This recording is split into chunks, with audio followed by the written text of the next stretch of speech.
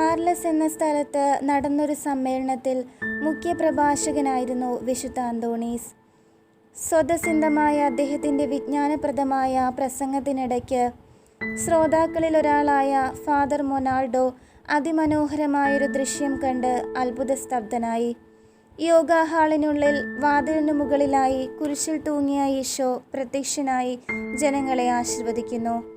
ഈ അത്ഭുതത്തെപ്പറ്റി വിശുദ്ധ Francis Assisi തന്നെ പല അവസരങ്ങളിലും പ്രസ്താവിച്ചിട്ടുണ്ട്. വിശുദ്ധ കുർബാനയോടുള്ള ഭക്തി വർദ്ധിക്കുന്നതിനുപകരിക്കും വിധം അന്തോണീസ് പ്രവർത്തിച്ച ഒരത്ഭുതം അക്കാലത്ത് നടക്കുകയുണ്ടായി. അപ്പത്തിൻ്റെയും വീഞ്ഞിൻ്റെയും സാദൃശ്യത്തിൽ ദിവ്യനാഥൻ വിശുദ്ധ കുർബാനയിൽ എഴുന്നള്ളിയിരിക്കുന്നു എന്ന സത്യത്തിൽ വിശ്വസിക്കാത്ത ഒരുവൻ അന്തോണീസിനെ അധിക്ഷേപിക്കുകയും തെളിയിക്കാൻ വിശുദ്ധനെ വെല്ലുവിളിക്കുകയും ചെയ്തു. എന്നാൽ അന്തോണീസ് ധൈര്യപൂർവം, അതേസമയം ഏറെ വിനീതനായി അദ്ദേഹത്തിൻ്റെ വെല്ലുവിളി സ്വീകരിച്ചു. അവിശ്വാസിയായ മനുഷ്യൻ്റെ കോവർക്കഴുത തിരുവോസ്തിക്ക് മുൻപിൽ മുട്ടുമടക്കി ആരാധിക്കുന്ന പക്ഷം വിശുദ്ധ കുർബാനയിൽ വിശ്വസിക്കാമോ എന്ന് ചോദിച്ചു. അങ്ങനെയൊരു അത്ഭുതം നടക്കുകയില്ല എന്നും നടന്നാൽ താൻ വിശ്വസിക്കാമെന്നും അയാൾ അവസാനം സമ്മതിച്ചു. എന്നാൽ അത്ഭുതം നടന്നില്ലെങ്കിൽ അത് വിശുദ്ധ കുർബാനയുടെ സാന്നിധ്യമില്ലായ്കയല്ല, തൻ്റെ കഴിവുകേടാണെന്ന് മാത്രമേ വിശ്വസിക്കാവൂ എന്നും അദ്ദേഹം പ്രതിയോഗിയോട് പറഞ്ഞു. കഴുതയെ ഏതാനും ദിവസം പട്ടിണിക്കിട്ട ശേഷം ഒരു പൊതുസ്ഥലത്ത് വയ്ക്കുന്ന ആഹാര സാധനത്തിനടുത്ത് എത്തിച്ച് പരീക്ഷിക്കുവാനായിരുന്നു തീരുമാനം. ഇങ്ങനെയൊരു തീരുമാനമെടുത്തുവെങ്കിലും ദൈവകരുണയ്ക്കായി അന്തോണീസ് ഹൃദയം തുറന്ന് ദൈവത്തോട് പ്രാർത്ഥിച്ചു. നിശ്ചിത സമയത്തു തന്നെ അവിശ്വാസിയായ മനുഷ്യൻ വിശന്ന് പരക്രാന്തനായ തൻ്റെ കഴുതയുമായി പൊതുസ്ഥലത്ത് എത്തിച്ചേർന്നു. അയാളോടൊപ്പം അവിശ്വാസികളായ കുറേ മനുഷ്യരും പരിഹാസച്ചിരിയുമായി സ്ഥലത്ത് നിലയുറപ്പിച്ചു. ഈ സമയത്ത് സമീപത്തുള്ളൊരു ചാപ്പലിൽ ദിവ്യബലി അർപ്പിച്ചിരുന്ന അന്തോണീസ് ബലിയർപ്പണത്തിനു ശേഷം പരിശുദ്ധ കുർബാനയും വഹിച്ചുകൊണ്ട് ഏതാനും ദൈവവിശ്വാസികളുമൊത്ത് ഭക്തി ബഹുമാനത്തോടെ സ്ഥലത്തെത്തിച്ചേർന്നു.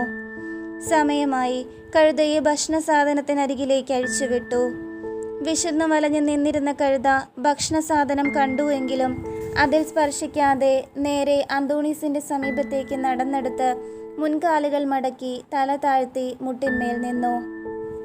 അവിടെ കൂടിയിരുന്ന വിശ്വാസികളും അവിശ്വാസികളും ശ്വാസമടക്കി ഈ അത്ഭുതം ദർശിച്ചു നിന്നു. ഏതാനും മിനിറ്റുകൾക്ക് ശേഷം അന്തോണീസ് അനുവാദം കൊടുത്തതിന് ശേഷമാണ് കഴുത മുട്ടിന്മേൽ നിന്നും എഴുന്നേറ്റുപോയത്.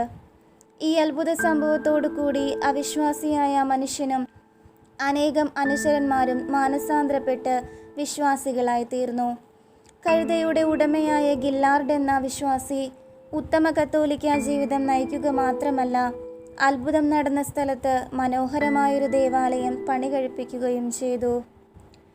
ഫ്രാൻസിലുള്ള മൗണ്ട് പെല്ലിയർ സന്യാസാശ്രമത്തിൽ ദൈവശാസ്ത്ര അധ്യാപകനായി അന്തോണീസ് താമസിക്കുന്ന കാലത്ത് വിശുദ്ധ ഗ്രന്ഥത്തെ ആധാരമാക്കി ഒരു ഗ്രന്ഥം അദ്ദേഹം എഴുതി തയ്യാറാക്കി.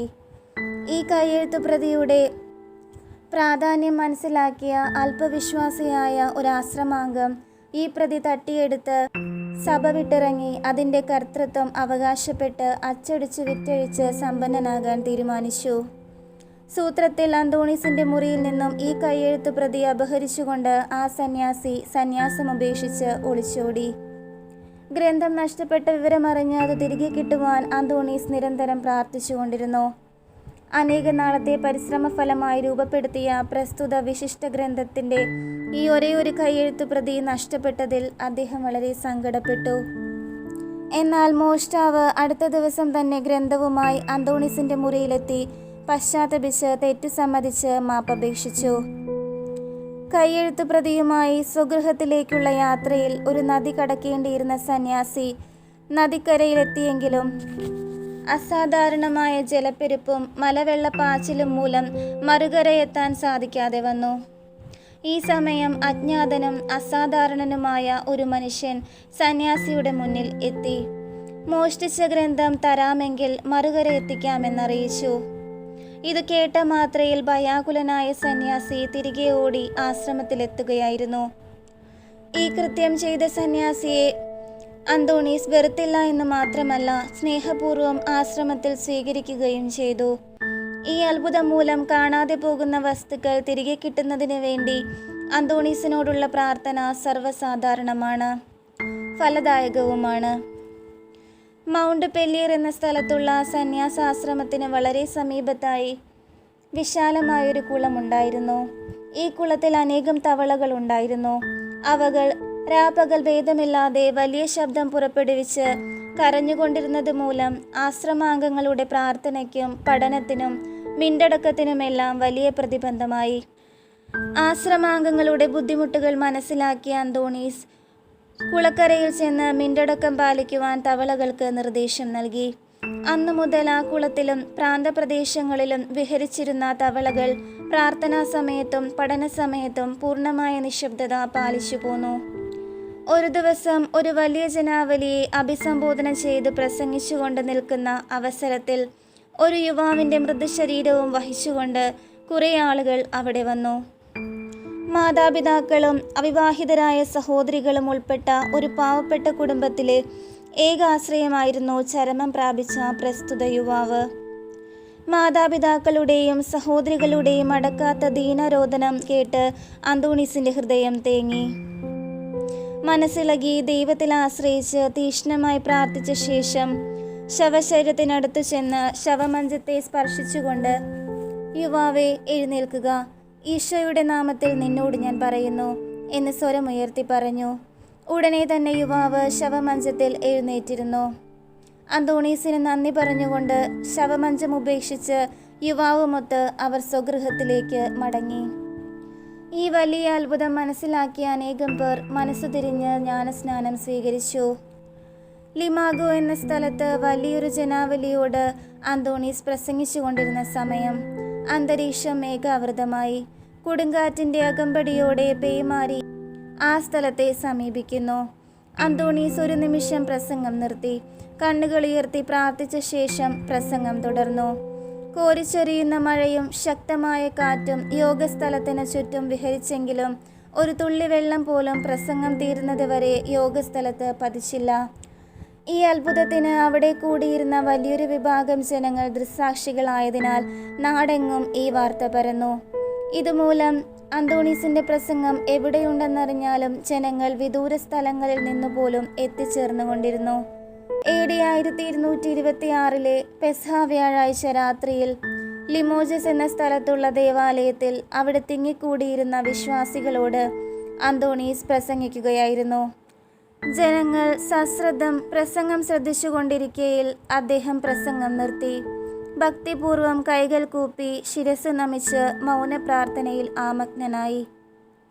ഈ സമയത്ത് അല്പമകലെയുള്ള സ്വന്തം ആശ്രമ ദേവാലയത്തിലെ തിരുക്കർമ്മത്തിന് ഗായക സംഘത്തിന് പാഠം വായിച്ചു കൊടുക്കുവാൻ അദ്ദേഹം സമ്മതിച്ചിരുന്ന വിവരം ഓർമ്മയിൽ വന്നപ്പോഴാണ് പ്രസംഗം നിർത്തിയത്. ഈ സമയം അദ്ദേഹം സ്വന്തം ആശ്രമത്തിലെ ഗായക സംഘത്തിൻ്റെ മുൻപിൽ പെട്ടെന്ന് പ്രത്യക്ഷപ്പെട്ട് കടമ നിർവഹിച്ച ശേഷം അപ്രത്യക്ഷനായി. തുടർന്ന് മൗനം ഭജിച്ച് അദ്ദേഹം പ്രസംഗം തുടർന്നു. അങ്ങനെ ഒരേ സമയത്ത് 2 സ്ഥലത്ത് തൻ്റെ സാന്നിധ്യം ഉണ്ടാകുവാൻ തക്ക അത്ഭുത സിദ്ധി ദൈവം അദ്ദേഹത്തിന് പ്രദാനം ചെയ്തിരുന്നു. മതവിരുദ്ധരായ ജനങ്ങൾ അധികമുള്ള ഇറ്റലിയിലെ ചില പ്രദേശങ്ങളിൽ അന്തോണീസ് പ്രസംഗ പര്യടനം നടത്തിയിരുന്നു. ആദ്യമൊക്കെ അദ്ദേഹത്തിൻ്റെ പ്രസംഗം ശ്രവിക്കാൻ ജനങ്ങൾ കൂട്ടാക്കിയില്ല. അവരുടെ നിസ്സഹകരണം മനസ്സിലാക്കിയ അന്തോണീസ് കടൽ തീരത്ത് പോയി കടലിനെ നോക്കി പ്രസംഗം ആരംഭിച്ചു. പൊടുന്നനവേ കടലിലെ മത്സ്യങ്ങൾ കൂട്ടത്തോടെ അന്തോണീസ് നിന്നിരുന്ന സ്ഥലത്തിന് താഴെ വെള്ളത്തിനു മുകളിൽ തല ഉയർത്തി നിശ്ചലരായി നിലകൊണ്ടു. ഈ അതിശയകരമായ സംഭവം കണ്ടവരും അറിഞ്ഞവരുമായ മതവിരുദ്ധർ പിന്നീട് അദ്ദേഹത്തിൻ്റെ പ്രസംഗം ശ്രവിച്ചു തുടങ്ങുകയും ക്രമേണ അവരെല്ലാവരും അക്രമം വെടിഞ്ഞ് വിശ്വാസ ജീവിതം നയിക്കുകയും ചെയ്തു. അന്തോണീസ് ചാറ്റന്നാവിലെ പ്രഭുവിൻ്റെ വസതിയിൽ രാത്രി കഴിച്ചുകൂട്ടിയ ദിവസം പതിവ് പോലെ അദ്ദേഹം ഉറക്കമെളിച്ച് ധ്യാനനിരതനായി പ്രാർത്ഥിക്കുകയായിരുന്നു. ഉണ്ണി ഈശോ അദ്ദേഹത്തിൻ്റെ മുമ്പിൽ പ്രത്യക്ഷപ്പെട്ട് അദ്ദേഹത്തിൻ്റെ കയ്യിലുണ്ടായിരുന്ന പ്രാർത്ഥനാ പുസ്തകത്തിൽ കയറിയിരുന്നു. ആ സമയത്ത് അന്തോണീസ് താമസിച്ചിരുന്ന മുറിയിൽ നിന്നും 4 പാടും പ്രവഹിച്ച പ്രഭ കണ്ട് പ്രഭു മുറിക്ക് സമീപത്ത് വന്ന് മുറിക്കുള്ളിലേക്ക് നോക്കിയപ്പോൾ കോമളനായൊരു ബാലനെ അന്തോണീസ് വഹിച്ചിരുന്നത് കണ്ടു. ശിശുവുമായി ഭക്തിപൂർവ്വം സ്നേഹസംഭാഷണം നടത്തിയ അന്തോണീസ് ആനന്ദ നിർലീനനായി കാണപ്പെട്ടു. ദർശനത്തിനു ശേഷം പ്രഭു അന്തോണീസിനോട് നിർബന്ധപൂർവ്വം അപേക്ഷിച്ചപ്പോൾ മാത്രമാണ് യേശുനാഥൻ ഉണ്ണീശോയുടെ രൂപത്തിൽ അദ്ദേഹത്തിന് ദർശനമരുളിയ സന്തോഷവാർത്ത അദ്ദേഹം പ്രഭുവിനോട് പറഞ്ഞത്. ഈ വസ്തുത വെളിപ്പെടുത്തരുതെന്ന് പ്രഭുവിനോട് അദ്ദേഹം നിഷ്കർഷിക്കുകയും ചെയ്തിരുന്നു. അന്തോണീസിന്റെ ദേഹവിയോഗത്തിന് ശേഷം പ്രഭു ഈ ദൃക്സാക്ഷി വിവരണം വെളിപ്പെടുത്തുകയും അതനുസരിച്ച് അധികാരികൾ അദ്ദേഹത്തിന്റെ പ്രതിമയും ചിത്രങ്ങളും നാം ഇന്ന് കാണുന്ന രീതിയിൽ ഉണ്ണീശോയോട് കൂടി ചിത്രീകരിക്കുകയായിരുന്നു. കേവലം 37 വയസ്സ് മാത്രമേയുള്ളൂവെങ്കിലും ദീർഘമായ പ്രസംഗങ്ങളും തപസ്സും ഉറക്കമൊഴിഞ്ഞുള്ള പ്രാർത്ഥനയും മൂലം അന്തോണീസ് വിവശനായി. പ്രസംഗ പര്യടനവും പ്രവർത്തനങ്ങളും അവസാനിപ്പിച്ച് ഏകാന്തവാസവും തപശ്ചര്യകളുമായി ശിഷ്ടകാലം കഴിച്ചുകൂട്ടുവാൻ അദ്ദേഹം തീരുമാനിച്ചു. പാതുവായിൽ നിന്നും ഏതാനും മൈൽ അകലെയുള്ള കാസൽ ഫോണി പ്രഭുവിൻ്റെ ഒരു തോട്ടത്തിൽ ഒരു പർണശാല നിർമ്മിച്ച് അതിൽ അദ്ദേഹം താമസമാക്കി. 2 സഹോദരന്മാരെ അദ്ദേഹത്തിൻ്റെ ശുശ്രൂഷയ്ക്കായി നിയോഗിക്കുകയും ചെയ്തിരുന്നു. പ്രാർത്ഥനയിലും തപസ്സിലും ദിവസങ്ങൾ ചെലവഴിച്ചു. ഒരു ദിവസം പെട്ടെന്ന് അദ്ദേഹത്തിന് അസ്വസ്ഥത അനുഭവപ്പെട്ടു. ശരീരം തളർന്നു വീഴുവാൻ പോകുന്നത് കണ്ട് സഹോദരന്മാർ അദ്ദേഹത്തെ താങ്ങിപ്പിടിച്ചു കിടത്തി. പാതുവായിൽ ഉടനെ തന്നെ എത്തിക്കണമെന്നും അവിടെ ജീവിതയാത്ര അവസാനിപ്പിക്കണമെന്നുമുള്ള അദ്ദേഹത്തിൻ്റെ ഉത്കടമായ അഭിവാജ്ഞ അദ്ദേഹം സഹോദരന്മാരെ അറിയിച്ചു. ഉടനെ തന്നെ കാളവണ്ടി വരുത്തി അന്തോണീസിനെ അതിൽ കിടത്തി പാതുവായ്ക്ക് പുറപ്പെട്ടു. എന്നാൽ കുറച്ചു ദൂരം പിന്നിട്ടപ്പോൾ രോഗം മൂർച്ഛിക്കുക കാരണം സമീപത്തുണ്ടായിരുന്ന ക്ലാരമഠത്തിലെ സന്ദർശക മുറിയിൽ അദ്ദേഹത്തെ കിടത്തി. അദ്ദേഹം ആവശ്യപ്പെട്ടതനുസരിച്ച് വൈദികനെ വരുത്തി ദിവ്യകാരുണ്യവും രോഗീലേപനവും സ്വീകരിച്ചു. അധികം താമസിയാതെ നില വഷളായി. മരണവേദന സസന്തോഷം സഹിച്ച് പ്രാർത്ഥനകൾ ഉരുവിട്ട് അദ്ദേഹം കിടന്നിരുന്നു. അധികം താമസിയാതെ ആ പാവനാത്മാവ് സ്വർഗത്തിലേക്ക് പറന്നുയർന്നു. 1231 ജൂൺ 13 തീയതിയായിരുന്നു ആ പുണ്യാത്മാവിൻ്റെ വേർപാട്. അന്തോണീസ് അന്ത്യയാത്ര പറഞ്ഞ അർസലായിലെ ക്ലാരമഠത്തിലെ ചാപ്പലിൽ ആ പൂജ്യാവശിഷ്ടം സംസ്കരിക്കണമെന്ന് മഠാധിപതിയും അന്നാട്ടുകാരും നിർബന്ധം പിടിച്ചു. എന്നാൽ തങ്ങളുടെ സഭാംഗമായ അദ്ദേഹത്തെ പാതുവായിൽ കൊണ്ടുവന്ന് സംസ്കരിക്കണമെന്ന് സഭാംഗങ്ങളും ശഠിച്ചു. ശവമഞ്ചത്തിൽ സ്പർശിക്കുവാനും പൂജ്യ ശരീരം ഒരു നോക്ക് കാണുവാനും ജനം പ്രവഹിച്ചുകൊണ്ടിരുന്നു. തർക്കം മൂലം സംസ്കാരം 4 ദിവസം കഴിഞ്ഞ് മാത്രമാണ് നടത്തുവാൻ സാധിച്ചത്. അവസാനം രാഷ്ട്രീയാധികാരികളുടെ പിന്തുണ സമ്പാദിച്ച് വഞ്ചനാവലിയുടെ അകമ്പടിയോടെ വിലാപയാത്രയായി പാതുവായിൽ കൊണ്ടുവന്ന് സെന്റ് മേരീസ് ആശ്രമത്തിലെ ചാപ്പലിൽ പൂജ്യമായി സംസ്കരിച്ചു. അടുത്ത വർഷം തന്നെ അദ്ദേഹത്തെ വിശുദ്ധനായി പ്രഖ്യാപിച്ചു.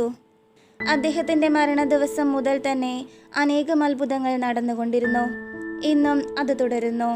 പാതുവ ഇന്ന് ലോകത്തിലെ ഏറ്റവും വലിയ തീർത്ഥാടന കേന്ദ്രങ്ങളിലൊന്നായി പരിലസിക്കുന്നു.